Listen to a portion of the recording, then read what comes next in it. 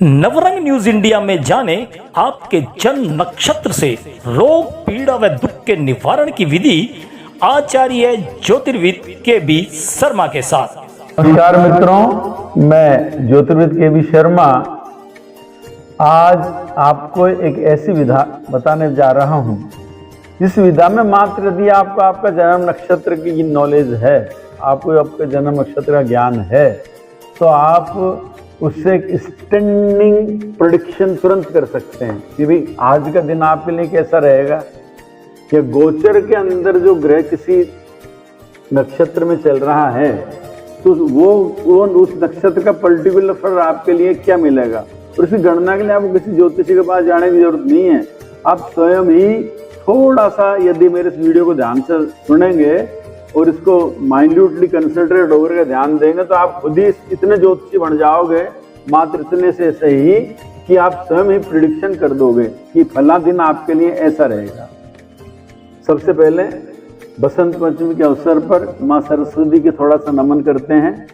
भगवती माँ सरस्वती सबकी बुद्धि को ज्ञान का प्रकाश दे और विद्या की सबके अंदर जो है गहनता दे। पॉजिटिव के बीच में संयम है तो आपका जीवन स्मूथली चलता रहेगा। आज के इस वीडियो को प्रारंभ करते हैं। तो देखिएगा, नक्षत्र का ज्योतिष शास्त्र में बड़ा बहुत ही महत्व बताया गया है। तो कुल नक्षत्र होते हैं 27। नक्षत्र का महत्व यह है कि चंद्रमा यानी पहला नक्षत्र काउंट किया गया अश्वनी से और लास्ट आता है रेवती। तो चंद्रमा जब अश्वनी से रेवती तक की यात्रा करता है तो 2.25 नक्षत्र उसके ट्रेवल करने के बाद एक राशि पूरी होती है। जैसे कि 2.25 नक्षत्र कैसे हुए कि एक नक्षत्र के अंदर 4 चरण होते हैं, तो किसी नक्षत्र का जब एक चरण लेंगे तो वो हो गया उसका सवाया। जैसे कि मेष राशि ली हमने, तो मेष में अश्विनी नक्षत्र के 4 चरण, भरणी के 4 चरण और एक चरण कृतिका का आ जाएगा है। तो अश्विनी, भरणी, कृतिका तीनों मिलाकर के 2.25 नक्षत्र हो गए और ये एक राशि होगी। इसी प्रकार सोन आगे आप बढ़ते जाइएगा। 3 चरण हो गए आपके कृतिका के, 4 चरण हो गए आपके किसके, अश्विनी, भरणी, कृतिका, रोहिणी के 4 चरण हो गए है ना। फिर मृगशीर्ष आ गया, तो 7वां आ गया, तो 2 चरण मृगशीर्ष के मिला देंगे यहाँ पर, तो वो आपकी अगली राशि वृष हो जाएगी। इस प्रकार जो है ये आपका क्रम जो है नक्षत्र, इसका राशि का क्रम चलता है। अब क्या है कि यदि आपको आपके जन्म, क्योंकि नक्षत्र का विवाह आदि का जो ज्ञान होता है, जो आपका मिलापक तैयार करते हैं, वो भी जो है नक्षत्र के आधार पर ही सारा मिलान किया जाता है कि भी कुंडली मिली या नहीं मिली, है कि नहीं। गुण मिलापक जिसको बोलते हैं।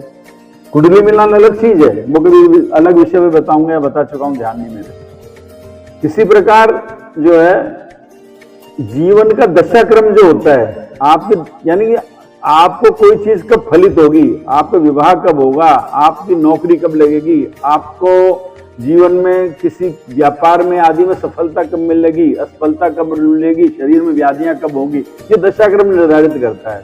और दशाक्रम का निर्धारण होता है आपके जन्म नक्षत्र से। जन्म नक्षत्र यदि आपका मान लीजिएगा 1 मिनट के लिए अश्विनी है, तो आपका केतु की महादशा से आपका जीवन प्रारंभ होगा। पहले आएगी केतु की, फिर शुक्र की, फिर जो है सूर्य की, फिर चंद्रमा की, फिर मंगल की। यदि आपका जन्म नक्षत्र चित्रा है तो पहला आपका दशाक्रम निर्धारित होगा मंगल से। मंगल के बाद जो है राहु की, फिर गुरु की, ये दशाक्रम इस प्रकार से। जीवन के इंपॉर्टेंट जो भी स्टडीज हैं वो सब नक्षत्र से ही की जाती हैं। तो यहाँ मैं आपको एक बहुत सीधा सा एक स्टनिंग जो प्रेडिक्शन का एक फॉर्मूला बता रहा हूं। आप 4 लाइन खींचिएगा एक पेपर पर हॉरिजॉन्टल, है कि नहीं। 1 2 3 4 और कहीं से भी देख करके, और जो है उसमें ऊपर का पहला कॉलम छोड़ दीजिएगा और दूसरे कॉलम में अश्वनी से और अश्लेखा तक 9 नक्षत्र लिख लीजिएगा। पहले में अश्वनी, फिर भरणी, कृतिका, रोहिणी, मृगशीर्ष, आरद्रा, पुनर्वसु, पुष्य, अश्लेखा। जहां 1 से 9 हो गए फिर नीचे उतर जाइएगा। 10वें नक्षत्र से फिर नीचे की लाइन में लिख लीजिएगा अगले 9 नक्षत्र, 9 और 9 18, फिर नीचे की लाइन में 18 के बाद 19 से 27 तक यहां लिख लीजिएगा, 3 लाइन होगी इसकी।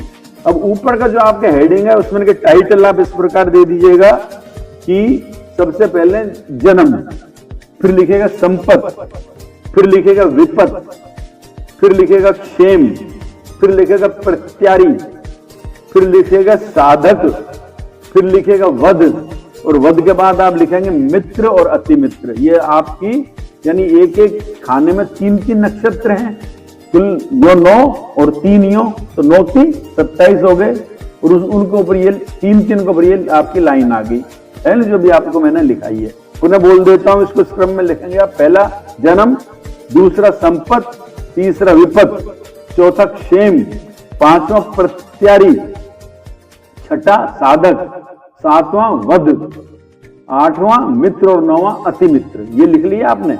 अब जैसा कि नाम से विदित है, पहला जन्म नक्षत्र, जन्म नक्षत्र हमेशा थोड़ा सा आपको संघर्ष देगा, टेंशन देगा, समझे। ये लक्षण, ये ऊपर जो लिखा है वो टाइटल क्या देंगे आपको, जन्म नक्षत्र में टेंशन देगा, जिस रोज आपका जन्म नक्षत्र पड़ेगा ये आपको थोड़ा सा संघर्ष देगा, फिर जाके आपके काम बनेंगे।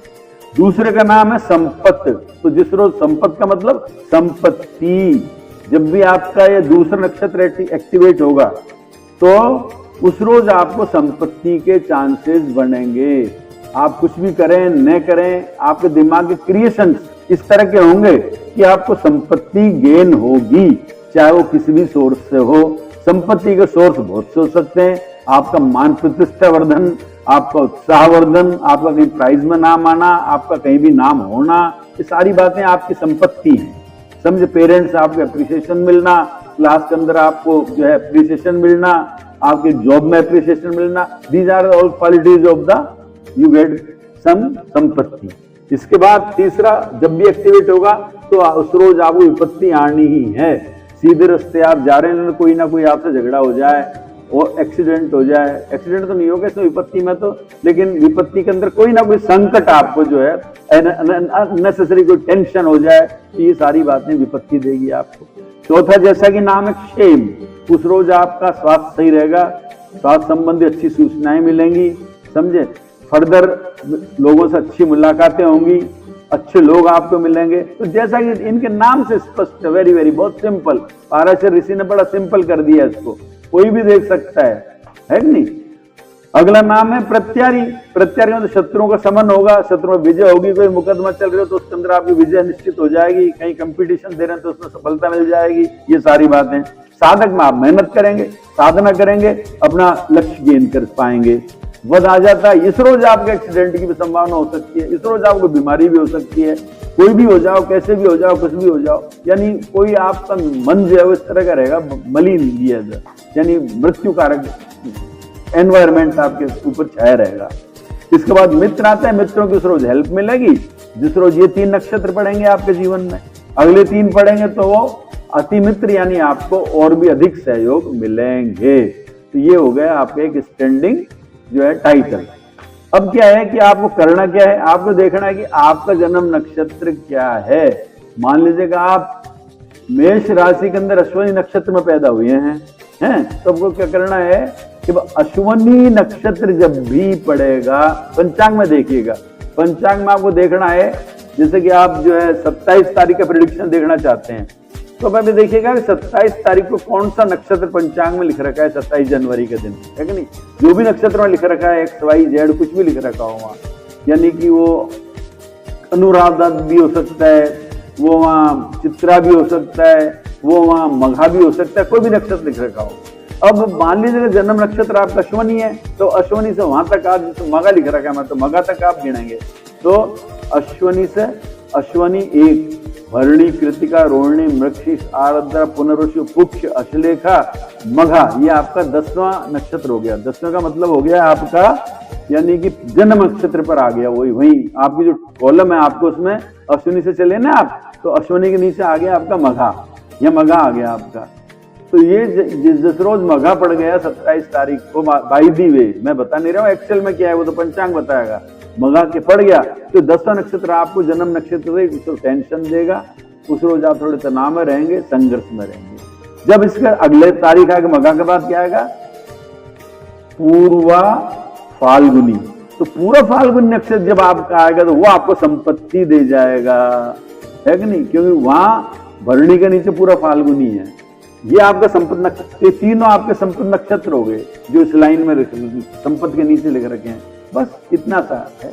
किसी का ले लीजिएगा XYZ का, किसी का जन्म मान लीजिएगा रेवती में हुआ है, अब रेवती से मान लीजिएगा जन्म नक्षत्र आपका रेवती है। अब रेवती से आप किसी भी 1 फरवरी को मान लीजिएगा पंचांग का नक्षत्र दे रखा है, जो है मान लीजिएगा वो दे रखा है रोहिणी दे रखा है मान लीजिएगा, तो अब आप रेवती से बढ़ेंगे, रेवती मेष नहीं, रेवती के बाद मीन राशि होगी ना, तो अब रेवती के बाद रेवती, फिर अश्वनी, फिर भरणी, फिर कृतिका, फिर रोहिणी, ये 5वां हो गया। 5वां क्या है, 5वां तो प्रत्यारी है, तो 5 के अंदर प्रत्यारी है, यानी आपके शत्रुओं का शमन करने की क्षमता।